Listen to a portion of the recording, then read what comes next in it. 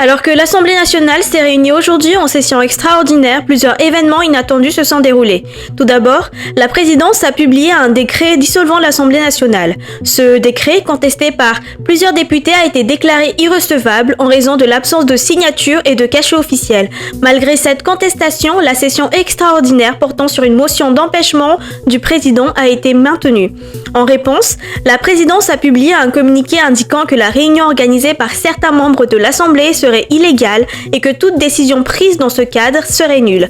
La dissolution de l'Assemblée vise, selon la présidence, à préserver le fonctionnement des institutions et à assurer la tenue de nouvelles élections. Malgré ces annonces, la session extraordinaire a été maintenue et la motion d'empêchement du président a été votée à la majorité avec 130 députés sur 131 en faveur. La décision finale, qui devait ensuite revenir à la HCC, qui devait statuer sur la recevabilité de la motion. Mais en parallèle, les forces du CAPSAT sont présentes au palais d'Amboutsourou.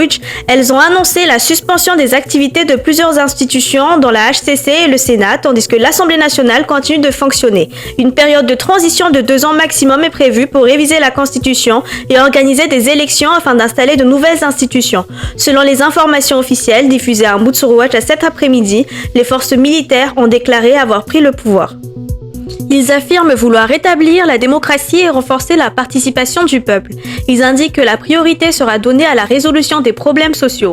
Ils appellent également toutes les forces vives, y compris les jeunes de la génération Z, à s'associer à eux pour réfléchir à l'avenir du pays. Ils ont également déclaré vouloir un Premier ministre qui fera l'unanimité, surtout auprès des jeunes.